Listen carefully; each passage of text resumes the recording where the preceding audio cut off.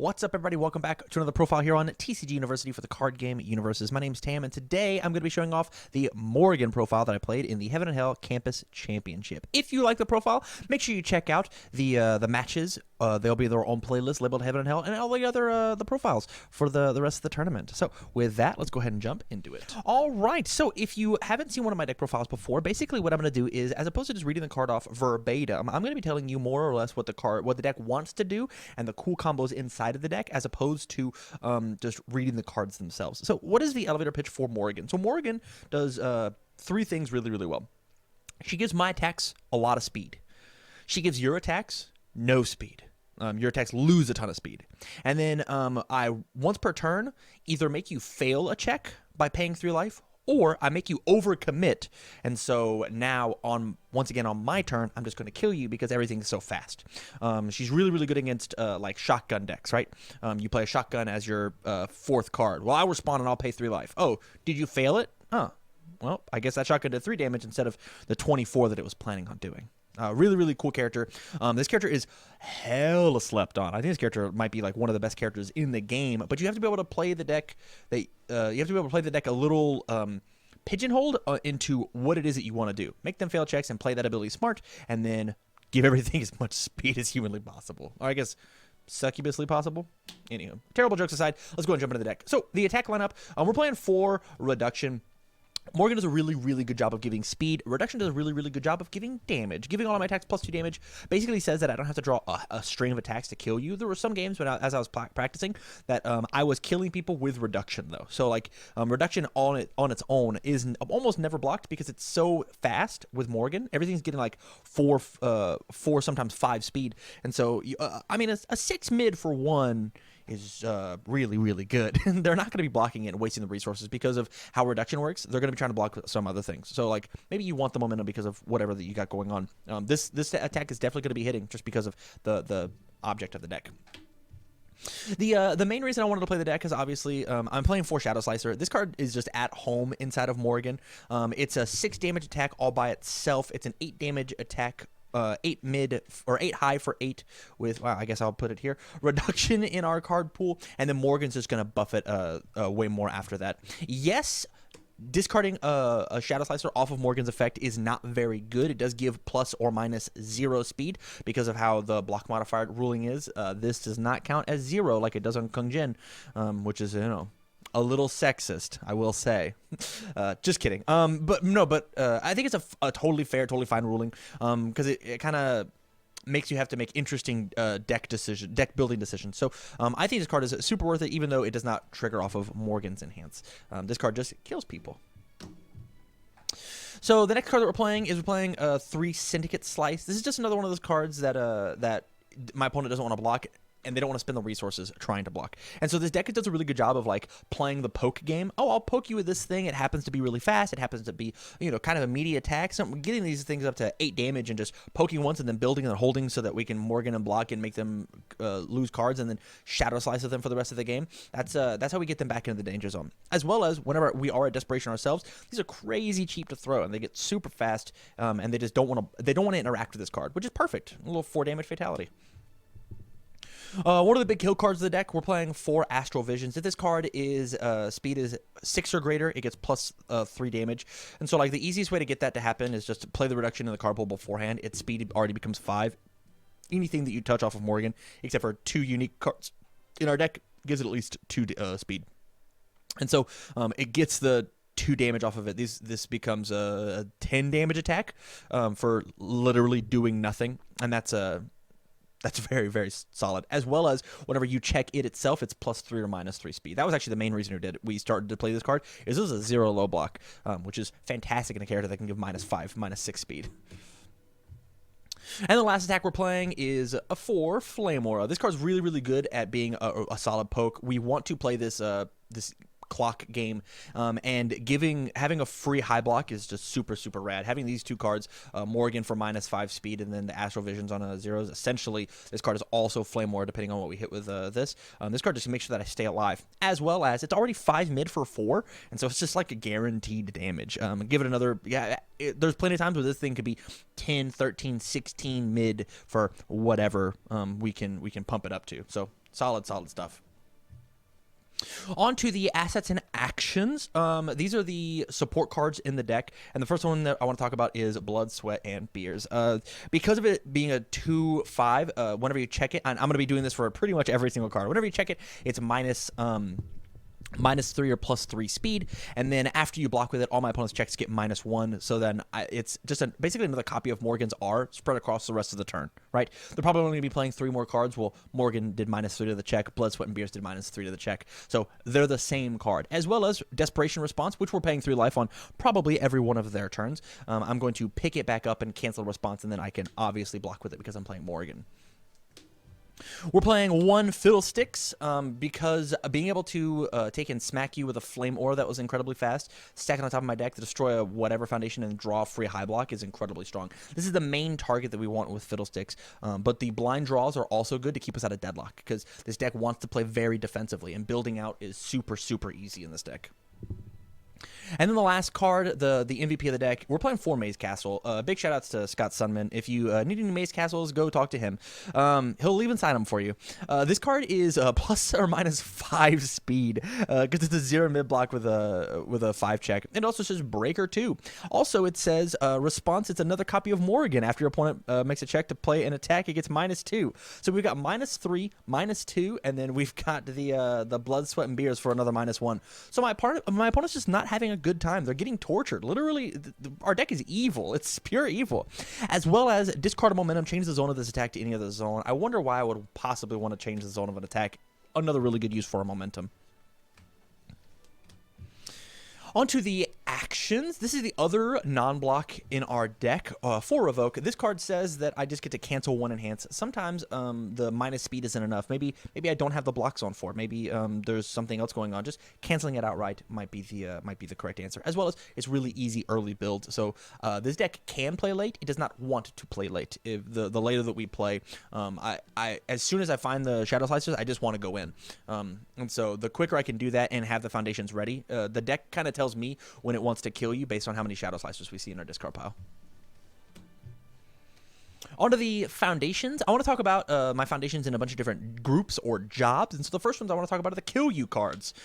True Identity is a big kill you card. It says that my attack strings are way easier. There's no chance that I could possibly fail them.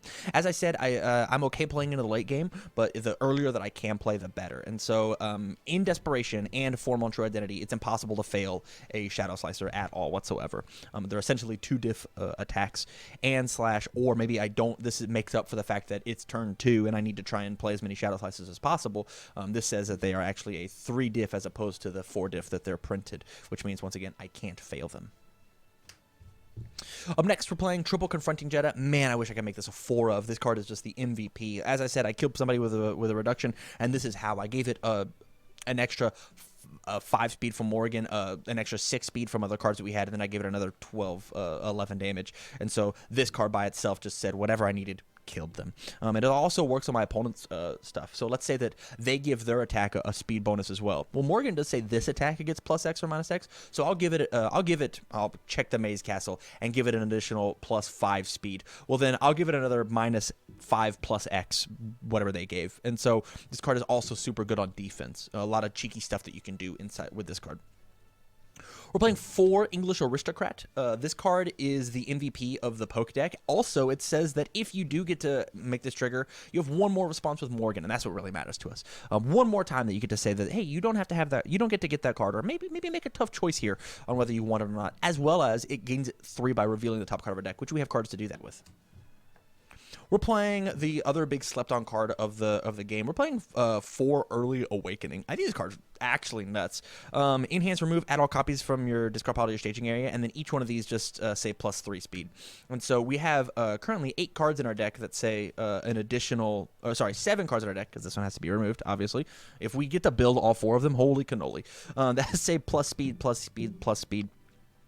This card is a +3 when checked off Morrigan. This card's a +4 when checked off Morrigan. Look at this. Look at this crazy block zones. These are insane how much speed addition and then with Morrigan reduction we have. More kill you cards. We've got double space land. 1 to mill in the shadow slicers, and 2 speed does something, but eventually we do have to try and kill them. And all our decks pretty much only do 4 damage. So space land gives that little extra pump, and then it also gives +3 or -3 speed when checked. Playing 1 Blood for Blood. I play this in every deck that can play Fire, Evil, or Death. It's just a James Stevens tech that I've picked up. There's plenty of times where you accidentally put them at 1 and then say, hey, I'll lose 2 Vitality. If you block this, the game's over. This just puts them on a clock just as much as something like Flame Aura does. We're playing 4 Orphaned Alchemist. Revealing the top card of my deck is super important, especially whenever I need to know if I need to check it or not with Morrigan. Maybe I am playing a reduction first, and I want to make sure that I can pass my next card. Well, I'll flip and reveal the top card of my deck and maybe not use the Morrigan enhance, or do it afterwards and maybe change my line of play, as well as it's what triggers the Orphaned Alchemist gain Vitality. Or, sorry, the English Aristocrat gain Vitality. Also, it's a 1/6 that gives +4 or -4 speed. Let's not forget that. We're playing 4 Arranging a Deal. This card says once I'm at Desperation, I get to draw an additional card. And it also gives +4 or -4 and is a 6 check. So it's a 1/6 with a 2/4 speed. Just really overall, just big, juicy card. We're playing triple Calling Upon the Sun. This is just like a little baby Orphan Alchemist. Respond flip after you lose 2 or more Vitality to pay the cost of a card, gain 2. So basically it says Morgan's response is only pay 1 as opposed to pay more, and / or this says that one of your Shadow Slicers is free. The card honestly was not needed. It could have been replayed literally for anything else, especially because of the 3/5. It said only +2 or -2. That's rookie stuff. We could have been playing pretty much any other spam and be happy with it, as long as it had a better block zone. Next, we're playing 3 Profane Sanctuary. This card is just to mill the top cards of our deck and get them out of there. This card was incredibly useful, to the point where I actually almost milled out one of my opponents just because of how hard they were going in, and the fact that like I could just block everything that they did. Very hyper-aggressive deck. The Raiden profile here is on the channel. Really, really cool stuff. I think James found a really neat combo. But this card says also that my opponent can't play breaker abilities, which is good whenever I need to go in on that kill turn. Onto the defense, we're playing 1 Last of His Kind, just -2 damage, and then once I'm at Deadlock or Desperation, which I tend to do because of my character, I'm gonna get +2 damage on all my stuff. This might be the second best card in the deck when it comes to killing people, besides Confronting Jedah. It also checks for +3 or -3. We're playing the standard Evil Chaos Void Melina kit. I'm playing double Outworld's Heiress. I think the card is super needed, especially with assets being crazy. Sometimes I can't respond on the assets, or they play a Crit Yuga as their second card. They check a 5. Yeah, man, it passed. I'm not going to pay 3 for it. But paying 1 to put it back in their hand on their kill turn might be the thing that saves me. And then we're playing double Face of a Monster. This card says that my Flame Wars are free, and that is the main thing that I want it for. Just Desperation enhance, change the zone back to high. It's just my own personal Maze Castle. You will share the Maze Castle. I get to have my Face of a Monster. Last cards are just the extra cards, and the main thing, the reason they're in here is just to check. We're playing 1 Uniting Rebels. It lets me, over the course of a couple turns, get 1 more response off of Morrigan, and when it checks, it's +3 or -3 speed on a 0/6. There's plenty of 6 checks in the deck, so I can go a little deeper when it comes to building. That has been relevant in the past. We're playing 1 Last of the Shinryu. This card is just like Maze Castle. It's just a 5 that I want to discard off the top with Morrigan, which is, very good, as well as a little extra damage or a little damage reduction. I never got to play this card, but it certainly was checked off the top of discard off the top of my deck with Morrigan's ability. So useful enough. Playing 1 Fused with Lilith for the same reason. It's 5 speed, and then enhance if this attack is 6 or greater, no more enhances can be played. So I can Morrigan, check one of these, give it +5, they play an enhance. Hey, no more enhances, I'm just going to block it. Or I won't block it per se, because it's a bunch of speed. Maybe I've got a Flame Aura, you never know. But they're going to do some enhances that are just going to try and kill me. Let's actually not play any more enhances. And it's just enhance commit, so I just get to use it over and over and over again. And then my last card is 1 Undying Rage. This card gets to just pick up a bunch of cool stuff. With Morrigan discarding the top cards of our deck, and with Profane Sanctuary discarding the top cards of our deck, it's super easy to accidentally find any of our kill cards. Being able to pick up a Flame Aura, being able to pick up an Astral Vision, being able to pick up Syndicate Slice, being able to pick up Shadow Slicer, all super value targets. Or like this really cool play that you can do inside of the deck is I have hit you with a Flame Aura. It has gone to my momentum. I've got the Maze Castle out. I'll find it real quick. I've got the Maze Castle out. I will discard the momentum, putting it into my my discard pile, and I'll make the zone high. Your next enhance, you'll pass. Undying Rage, I'll pick this card up off of my deck. I'll auto block with the Flame Aura. Real cute little bread and butter combo we got there. All right, so that was my Morrigan 2-dot deck profile. If you liked it, make sure you check out the other profiles here on the channel as well as the matches. And if you want to join us live, go out to twitch.tv/TCGUniversity every Tuesday at 6 o'clock, and we are running a brand new 8-man bracket each and every week. And if you want to talk to me about the Morrigan deck, make sure you go out to patreon.com/TCGUniversity, support us out there, and we're trying to make this thing as big and as real as possible. So help support our dream. And talk to me out on our Discord that you'll get a link for when you join on Patreon for just $1. It's just $1, 25 cents a week. Easy peasy. So, from all of us here at TCGU, thank you very much for watching, and stay alert.